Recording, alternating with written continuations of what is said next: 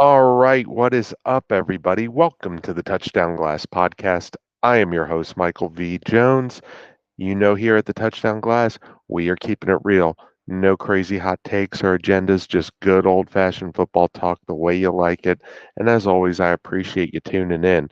All right, well, we're getting closer and closer to Halloween. We got league championship series and the baseball playoffs, so that's pretty exciting.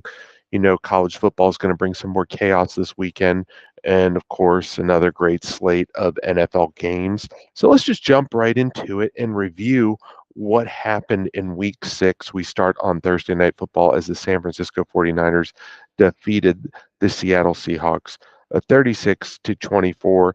Now, this game was important for both teams, especially with Seattle not wanting to drop 3 in a row. And unfortunately, they did after a 3-0 start, drop 3 in a row, last two at home.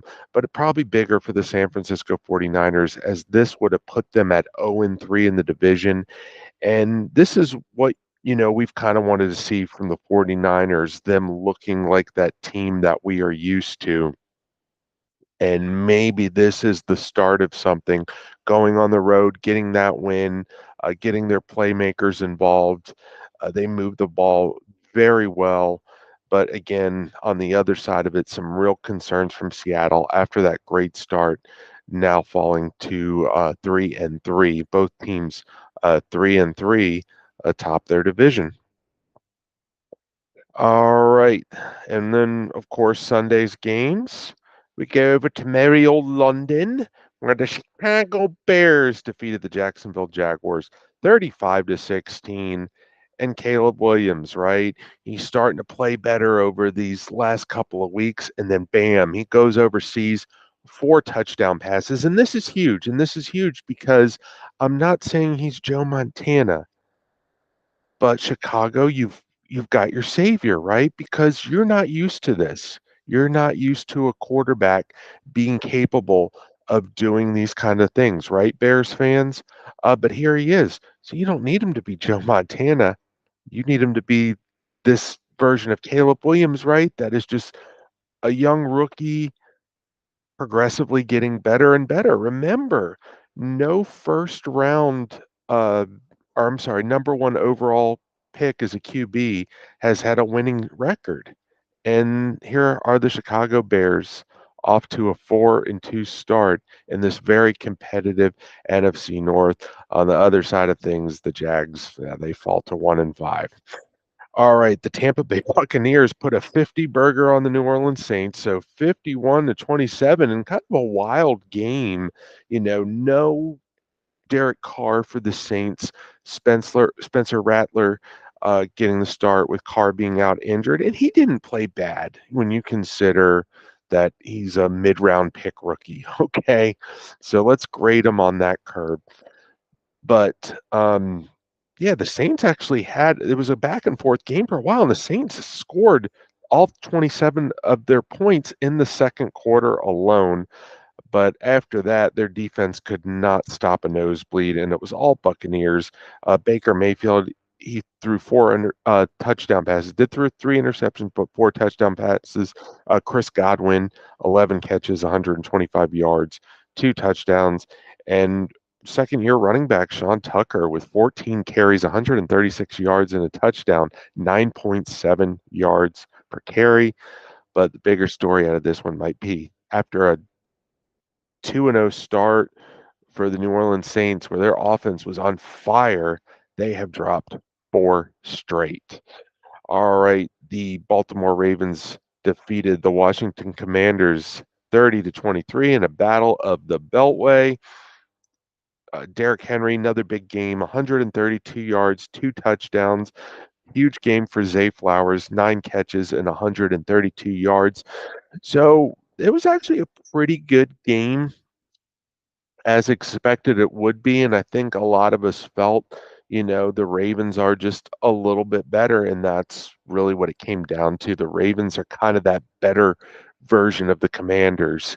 And if you're a Commanders fan, take that as a compliment, right? Because you've come a long way. I know it's been a long time coming, but you've come a long way in a short amount of time. And It looks promising. Given the state of the NFC East, things are looking pretty promising for the Commanders. And after an 0-2 start, man, are things looking promising for the Baltimore Ravens, both teams at 4-2. All right, the Green Bay Packers handed it to the Arizona Cardinals 34-13. Jordan Love, four touchdown passes in this one, and he was, how Matt LaFleur said basically we have a bunch of number one receivers, and that's what they had because Watson, Dobbs, and Reed all found the end zone. Just a dominant win by the Packers at Lambeau Field. All right, the Indianapolis Colts defeated the Tennessee Titans 20-17. So Joe Flacco getting it done again. He had a go-ahead touchdown pass to Michael Pittman late in the fourth quarter. Flacco, 8 straight games with at least 2 touchdown passes. I mean, this guy's 39 years old, right? It's incredible. Will Levis only 95 yards passing in this one for the Titans quarterback. Yikes. All right. Houston Texans put it to the New England Patriots 41-21. The Patriots might not have looked great on the field, but they wore those throwback uniforms, the white helmets, uh, Pat the Patriot on the side, and the red jerseys. It's a pretty cool throwback look, but that was, about all the good news for them, other than Drake May, who seemed to generate more points, more offense, more touchdowns. The rookie quarterback out of North Carolina making his debut for the Patriots. So maybe there's a little something there. He did end up having 3 touchdown passes, but so did C.J. Stroud of the Houston Texans. And yeah, Houston looking strong. All right, the Philadelphia Eagles defeated the Cleveland Browns 20-16. This was a really, really ugly game. I think at one point, and it might have been even more plays, there were 88 plays run combined with both teams, none of them in the red zone. The difference in this one was A.J. Brown being back, Devontae Smith being back, and being able to make those plays. Each made a key touchdown that was the difference in the ball game. So rough sledding for the Browns. And we'll talk more about Nick Siriani and what him getting into it with the fans at the end of this one. So I definitely have something to say about that. The Los Angeles Chargers defeat Denver Broncos 23-16. So Jim Harbaugh actually missed the start of this game. Maybe something had to do with the altitude in Denver. He did come in eventually, but yeah, the Chargers got up 23-0 in this one. Denver was able to make it 23-16, but the Chargers were able to hold them off. All of the Denver's points coming in the fourth quarter. So the Chargers, after starting 2-0, they went on a losing skid. So coming out of their bye, they were 2-2. Coming out of their bye week, they get the win. Denver, who had started 0-3, won 3 in a row. Now that winning streak has ended. They are 3-3. The Pittsburgh Steelers defeat the Las Vegas Raiders 32-13. So 2 forced fumbles by T.J. Watt in this one. A couple of rushing touchdowns by Justin Fields and Najee Harris, over 100 yards and a score. So when you have defense like Pittsburgh does and a bad offense like the Raiders do, and you do those kind of things, yeah, you're going to take care of business. All right, Atlanta Falcons defeated the Carolina Panthers 38-20. So Bijan Robinson and Tyler Algier combined for 200 yards rushing and 3 touchdowns. And when you are able to run the ball at will, you make it real easy for guys like Kirk Cousins to get the ball to Drake London, who had a score in this game. So Atlanta just kind of keeps on keeping on, and Carolina is Carolina. All right. The Detroit Lions just absolutely wiped the floor with the Dallas Cowboys in Jerry World, 47-9. I mean, Dallas is demolished at home again. Looked like they were going to move the football early in this game, but another red zone turnover by Dak Prescott, and they just really couldn't get much going after that, and they couldn't get anything going. Detroit just kind of had fun with the Cowboys. We all remember what happened last year on Monday Night Football. So they were getting linemen involved in this game and doing different things with them just to kind of troll the Cowboys. It even netted a flag, kind of like it did last year. But you know what? Didn't affect the outcome of this one. It wasn't all fun and games, though, for the Detroit Lions. Aiden Hutchinson with a nasty uh, injury, broke his tibia, had to have a surgery immediately afterwards. So his season's done, which is really a shame because he was on his way to being the defensive player in the year, the way he was getting after the quarterback and putting up those sack numbers. So we'll see how that affects the Lions going forward, but great win for them. Just awful loss for Dallas on it's Jerry Jones's birthday. And Jerry Jones made headlines, the next day in the media. So we're going to get to that as well. Definitely have some thoughts on that. Sunday Night Football. Dun, dun, dun, dun, dun, dun. The Cincinnati Bengals defeat the New York Football Giants 17-7. And don't have too much to say about this game. Highlight of this one is Joe Burrow with a 47-yard touchdown run. Little sloppy. I think the Giants kicker missed a kick or two. Yeah, it wasn't pretty, but a needed win for the Cincinnati Bengals and another disappointing loss for the New York Giants when there was a chance to win. Monday Night Football. Dun, dun, dun, dun. Buffalo Bills defeated the New York Jets 23-20. This was a wild one, and you might want to say the Jets outplayed the Bills, but one of their touchdowns came on a Hail Mary. But then again, is a Hail Mary a fluke play when Aaron Rodgers does it because he's got like half a dozen of these things that he's completed. But yeah, it was a rough night for kickers, that's for sure, and lots of penalties. And the Bills, to their credit, that safety wrap, I mean, he made some great hustle plays that really saved the game for them. And, you know, Jets era post Robert Saleh, 0-1. Obviously, though, they did make a big move after this game. Buffalo made one too. So we are going to get to that here in a minute. If I did not mention those Minnesota Vikings, Kansas City Chiefs, Los Angeles Rams, are Miami Dolphins. That's because they were on a bye in week 6. So that was week 6. Now let's get to the headlines heading into week 7. So we did have some big trades. Before I get to the two big ones, the Minnesota Vikings, uh, acquired Cam Akers in a trade from the Houston Texans. Obviously, this is a move that was made due to the Aaron Jones injury. They're not really sure how long he'll be out or be affected by that injury. So this provides the Vikings some insurance there. And okay, so the Jets made another move. Aaron Rodgers has no control over what goes on there, right? They just bring in another former Packers wide receiver. But, they might have made, to be fair, Joe Douglas might have made this move anyway. So we know Devontae Adams had not been working out with the Raiders for the past couple years. And the Raiders said, hey, we are open to a trade.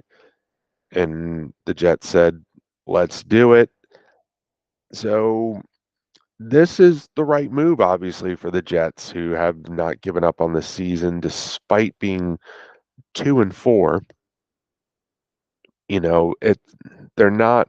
No one's running away right now with that AFC East, right? Buffalo is 2 games ahead. They'll play them again, but there's even a chance at the wild card. But to bring in Devontae Adams, this puts even more pressure on everyone in Jetland, right? Maybe the coach, Jeff Ulbrich, the interim head coach, he's interim head coach. It's just the interim tag. I don't know if he feels a lot of pressure. But for, Joe Douglas, Aaron Rodgers, and other people in that organization, I mean, you're making a moves. You need more offense, right? You need more offense. And the defense did not look as good without Robert Saleh and it there, but that might have happened anyway because Buffalo presents a lot of challenges when you go against a quarterback like Josh Allen, and that's apparent in some of the things he was doing in that game. So you bring in Devontae Adams, and there's pressure on Devontae Adams here too because he went to the Raiders, and granted, very dysfunctional, but even with below average quarterback play, we have seen certain receivers that consistently put up numbers. I think of DeAndre Hopkins being one in Houston, probably Andre Johnson in Houston before that. So it can be done, but for whatever reason, it's not working out. And there's even some people who have said it's not all that situation with the Raiders. Adams may have lost a step. So this is big, right? This is big for Aaron Rodgers. This is big for Devontae Adams. This is big for Joe Douglas. They got to make something work, right? So you pair him with Garrett Wilson, and I think this is a good move. Even if he's not Devontae of old, he's still a really good football player, and that can actually open things up for the rest of your playmakers on offense. And we did see some flashes last night of Monday night of Aaron Rodgers of old. So it's very intriguing. Will it work? I do not know. I do not know, but you would think this can only make things better for the Jets. But it is the Jets.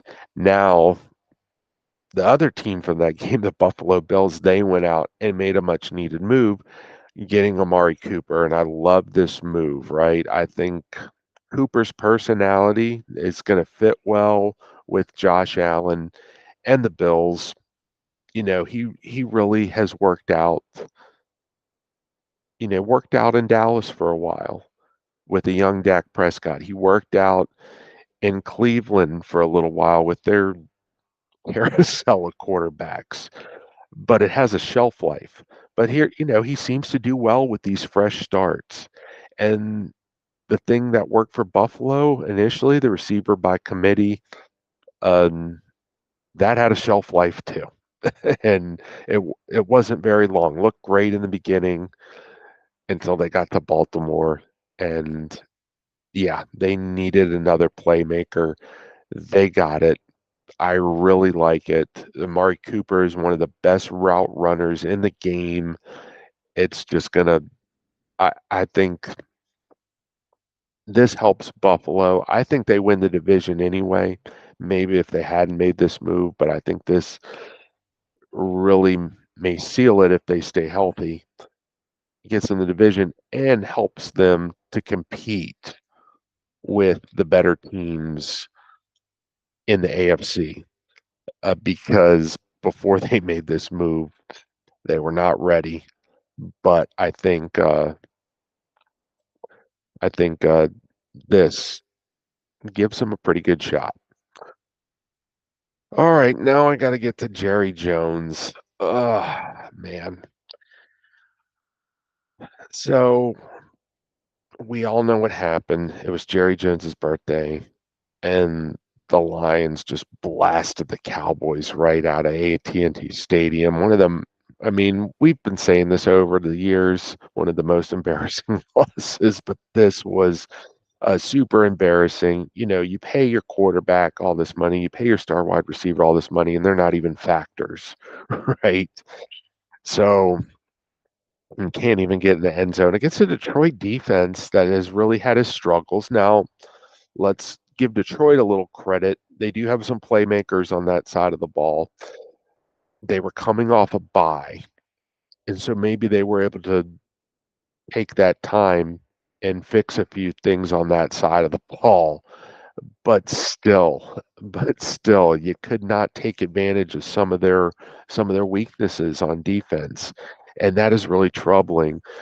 But Jerry, he gets embarrassed in front of his home crowd, and then he does his local radio spot on 105.3 The Fan with Sean and RJ and Bobby, and I love those guys. Like, I love going on YouTube and hearing all the different clips because they can, you don't get the cowboy coverage that you do from, various podcasters that are just like fanboys, or, the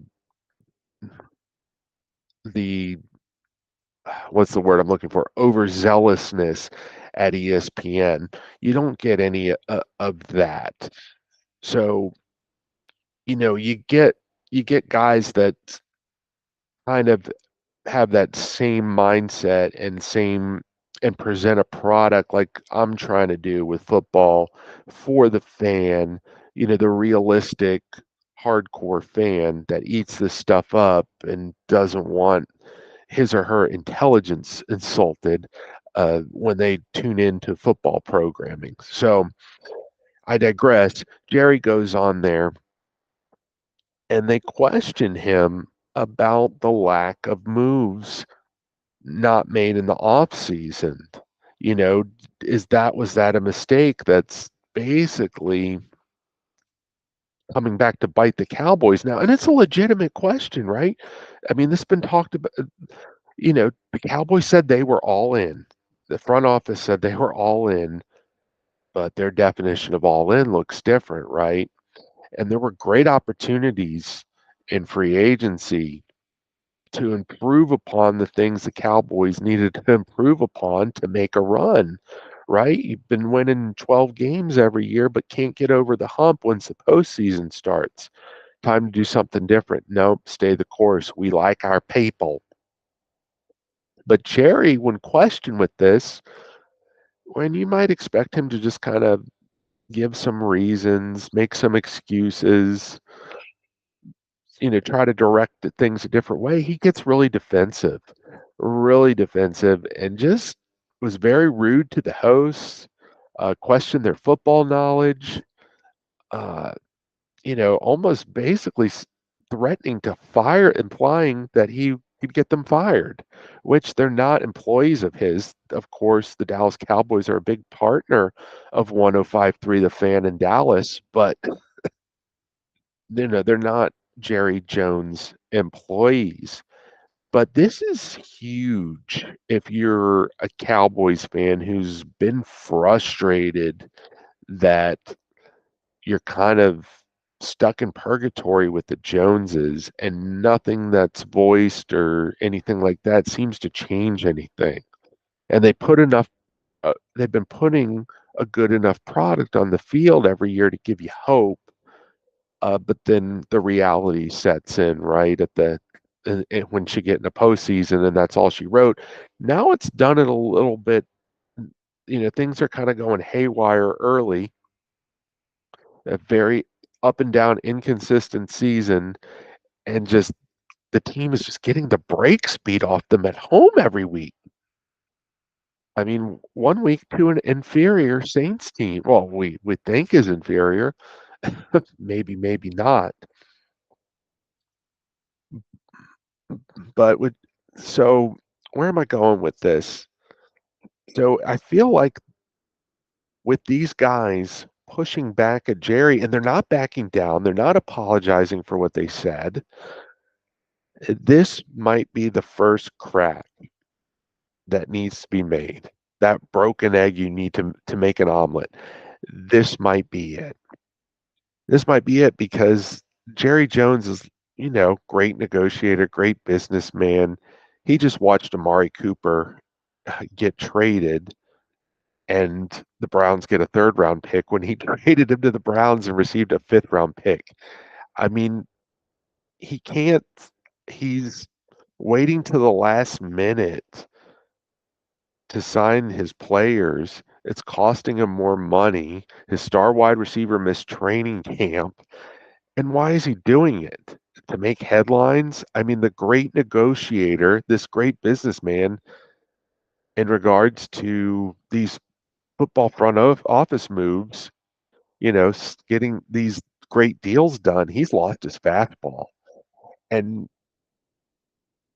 fans have been fed up with his media appearances for years.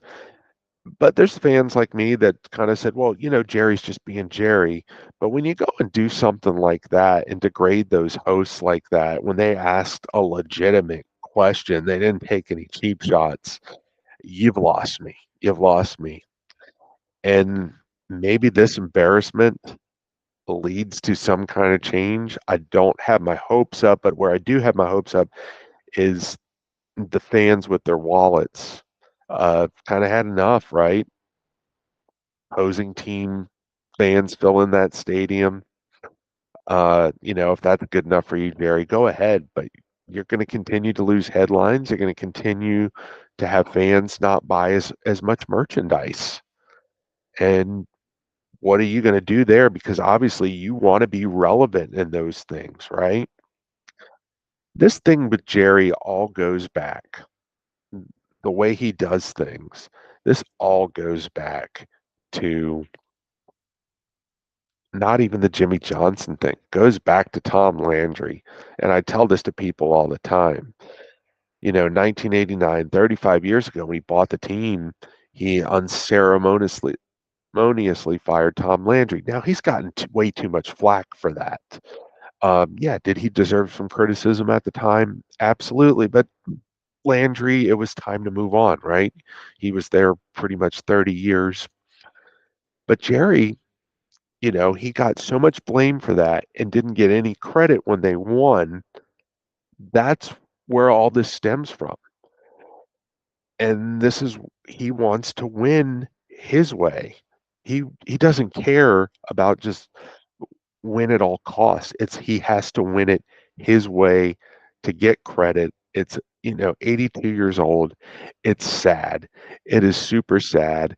And now I'm going to talk about something else that's pretty sad, and that's Eagles head coach Nick Sirianni. This isn't the first time he's done this, right? He's gotten into it with fans in the stands, but usually it's opposing fans. But this time he did it to his own fans. All right. And normally I do not take the side of Philly fans, but in this case I will. You you gotta this guy is everyone is shaking their head at this guy. He he lacks total self-awareness. He's a head coach of an NFL football team and doesn't have the slightest idea of professionalism. I look at a guy like, there's some coaches that have had some big personalities and they've had some fun. I mean, Rex Ryan was that guy. He'd kind of get into it with fans and opposing players, but smiling, and doing it, not it all in good fun. This isn't that. This looks like a guy auditioning for Jersey Shore. This looks like frat boy behavior. This looks like, you know, something that Barstool Sports would do a parody of. Okay. And, the Philly fans, they boo. That's what they do, right? They boo. And you go out and you have a ugly, ugly game and you got the win. You got the win. Never apologize for winning. But two other teams, the three other NFC teams have beaten the Browns. Two of them really beat them handily. And here you are at home against them and just squeak by, just getting by. And you're out there pounding your chest, looking into the crowd, telling your own, talking garbage to your own fans. What kind of a look is that for a head coach? And how is we already know there's issues between him and in the locker room. How does anyone take him take him seriously going forward if they didn't already if they were already, which I doubt. I'm not piling on the Eagles on this one. I've made it clear I have a lot of respect for their owner, Jeffrey Lurie. I have a lot of respect for Howie Roseman and how they run their football team. And they will move off Siriani. They will do it with they almost did it last year, and they will do it without hesitation. I don't even know what he really does great as a head coach. Is he doesn't call plays. When they had their success early part of his tenure in that job, it was because of guys, coordinators like Shane Steichen and Jonathan Gannon, who are now head coaches.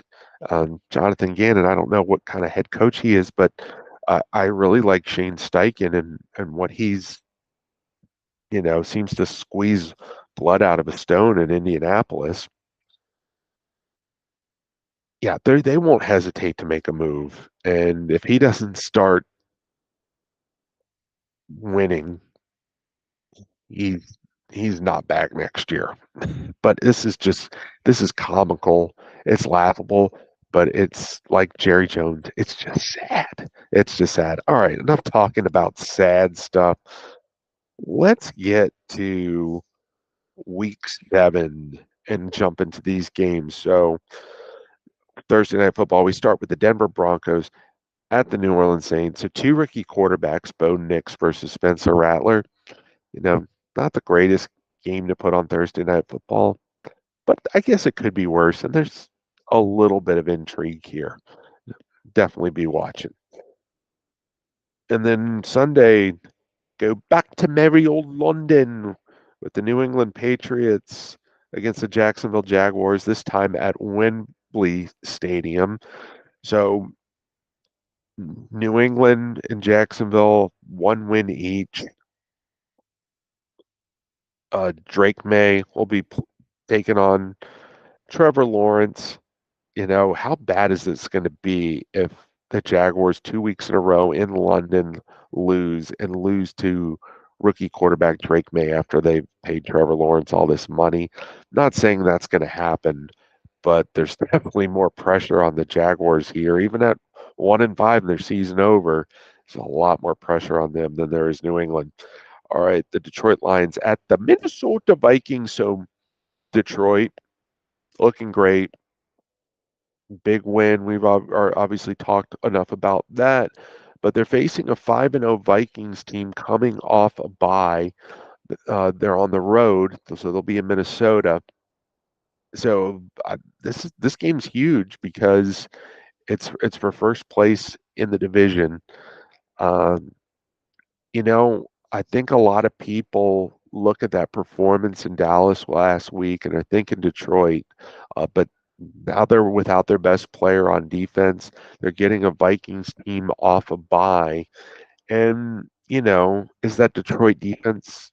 I mean, no Aiden Hutchinson, but let's, for sake of argument, let's just, he wasn't the problem. Are the other areas that were problems fixed? Uh, Not sure about that. And the Vikings, with the playmakers they have, a week off and a good head coach like Kevin O'Connell, they might be able to expose some of that. But I think this is going to be a great game. The Tennessee Titans at the Buffalo Bills. So, I expect Buffalo to take care of business at home and maybe get, depending on what happens with the Jets, get a stranglehold on this division if they can win and some other teams go down. All right. The Miami Dolphins at the Indianapolis Colts. So Miami off their bye. Indy, Joe Flacco, I believe, is, well, I think 2-1 as a starter, maybe 3-1 if I think he kind of came in relief in that one win.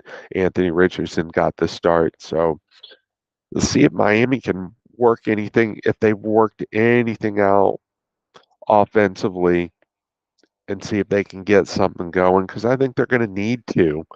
Um, and Indy's kind of just been up and down. We don't really know what kind of team they are.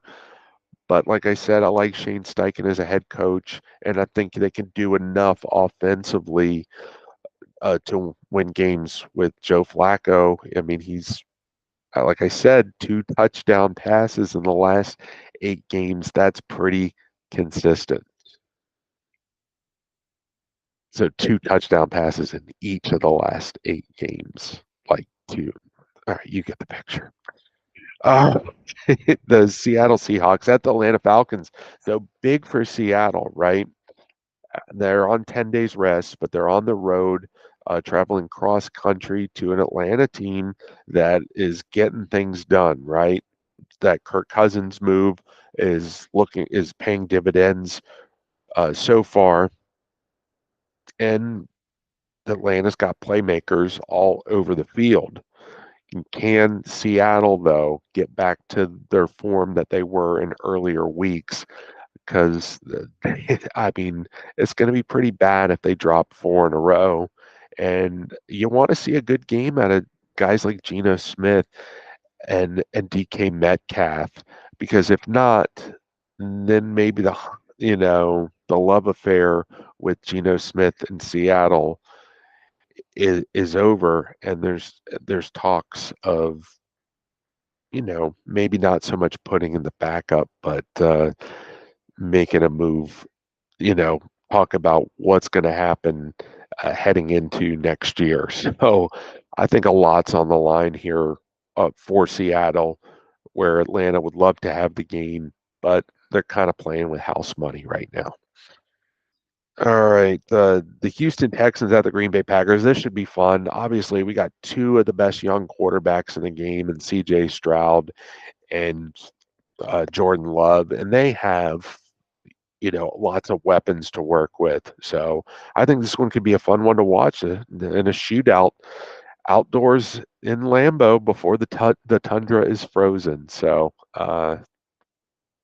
yeah, um, should be a lot of should be another fun one to watch. The Cincinnati Bengals at the Cleveland Browns. Hey, it's a division rivalry, state rivalry, a lot of history between these two teams. Now, we might not look at it outside of the AFC North as one of the greater rivalries in the NFL, just because the history of all this losing with these franchises. But Cincinnati, we know their record, but we know how explosive they can be on offense. However, they have had a lot of trouble with the Kevin Stefanski Browns for whatever reason. It's kind of been Joe Burrow's kryptonite. So keep your eye on this one. Obviously, we don't feel very good about Cleveland at all. Um, but until Cincinnati can get past these guys, I guess you just need to see it for yourself. All right, the Philadelphia Eagles at the New York Giants. So obviously that is a great traditional rivalry, regionally, divisionally. Just gets real nasty, and I expect this one too as well because the Eagles really aren't that much better than the Giants. They may have better players, but they're really not that much better when you kind of size them up. So, I think I'm not really sure the Giants can do much this year. So this game's bigger for Philly if they're going to try to keep pace with Washington. All right, the Las Vegas Raiders at the Los Angeles Rams. I would think that Raider Nation's going to take over SoFi Stadium, but maybe not just because I mean, even bad Raider teams have been celebrated, but the way things are going right now, it's definitely low energy, and I don't even know what's going on quarterback. If I know O'Connell, I think got hurt. It always seems like somebody gets hurt and somebody has to come back in. Devontae Adams is gone. I just don't know really what you get excited about if uh, if you're a Raider fan here. And I'm really sorry because I thought Antonio Pierce coming in and taking over as interim head coach gave him a shot in the arm, kind of like what he did at the end of last season. It really hasn't carried over. And I thought Gardner Minshew, not a world beater, would generate some more offense, and the Devontae Adams thing might show us something. Has not happened. Now, I want to go to the other side here and talk about the quarterback thing with Justin Fields. Um, Pittsburgh's 4-2. He, I know the numbers can be a little deceiving, but he's actually put up some pretty good numbers, all things considered. But they have Russell Wilson still listed on their depth chart as QB1, and even said it's a possibility he could play uh, here in Week 7. So I'm really not sure what's going on here with that. But I read somewhere too that if Russell Wilson doesn't mean it's the end of Justin Fields. I just don't know if you think Justin Fields could potentially be your guy and you're winning. I just don't know why you would screw with that. But I guess we'll see what happens. Carolina Panthers at the Washington Commanders. So I guess the Panthers are going to continue to start Andy Dalton. He's kind of going to be up and down. That's what Andy Dalton is in his has been most of his career, and as in his backup role, you just kind of don't know what you're going to get from him week to week. He can play, but you don't know if you're just going to get, if you're going to get pretty good or you're going to get pretty average. So uh, the Commanders obviously have an advantage, but if good Andy Dalton shows up, you never know. All right, the Kansas City Chiefs at the San Francisco 49ers. So I said earlier the 49ers kind of felt like they were starting to find their groove after the Seattle win. And now they get a Chiefs team off a bye, and we know how good Andy Reid is off a bye. I mean, he's one of the best ever. So, I mean, I don't think only like 2 or 3 losses in 20 plus years of being a head coach. I mean, that's pretty phenomenal. So, yeah, and I know what a lot of people think of the Chiefs, and I know they have injuries too, but they're coming off a bye. I thought their win before they went on the bye was one of their better wins with guys like Kareem Hunt and Juju Smith-Schuster getting involved and making some big plays. And Xavier Worthy, is only going to get better too. So yeah, this game, it's a rematch of the Super Bowl, but that doesn't really mean that much right now. I think even Trent Williams, the 49ers offensive tackle, was quoted, "Hey, we got to look at this as another football game," and they really do.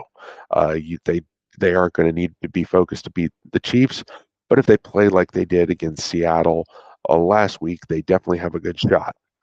All right, Sunday Night Football. Dun dun dun dun dun dun. So I screwed up talking about the Raiders and the Rams. I started talking about Pittsburgh because the Pittsburgh Steelers played the Raiders last week. So, yeah, basically what I said about the Steelers, the Justin Fields thing, and Russell Wilson, yeah, put all that into this game. So the New York Football Jets, they've acquired Devontae Adams. He's going to make his debut. We'll see how much of a factor it's going to be for him, or he's going to be for the Jets just joining the team at the beginning of this week. It's a short week for the Jets. It's a very short turnaround for Devontae Adams to get ready to play at Pittsburgh. So, yeah, the Jets are definitely going to. So Dallas a couple weeks ago went in there and moved the ball well. The Jets are definitely going to need to do that. They're going to need to be careful with the football and you know make less penalties uh, because that was a killer for them too. Now, what happens if the Jets don't win this game? They are 2-5. Still not out of it, but you've really set yourself back, and you're going to have to stack some wins. So, with the headlines, the Jets are making the headlines, and we're going to continue to watch till it's too little, too late, I guess. All right, Monday Night Football. Dun, dun, dun, dun. We have a doubleheader: the Baltimore Ravens at the Tampa Bay Buccaneers. So, I mean, these are two really good football teams right now, and with a lot of playmakers. So, I think the Ravens are hot right now, but so are the Buccaneers, and I think this one could be a shootout. I really do. I mean, we've seen the Ravens rack up yards and points over the last several weeks. The Buccaneers just went down to the Superdome and put a 50 burger on the Saints. So two quarterbacks that are playing very well. Tampa's been able to run the ball this year. I'm a big Derrick Henry fan, and uh, you know, anyone who said he's washed, he's really made them eat their words. And, if this game turns out to stink, which I doubt it will, uh, but that's the great thing about having a doubleheader on Monday Night Football because we have the Los Angeles Chargers at the Arizona Cardinals. And I think this one, too, um, the teams are kind of similar in a way that they don't really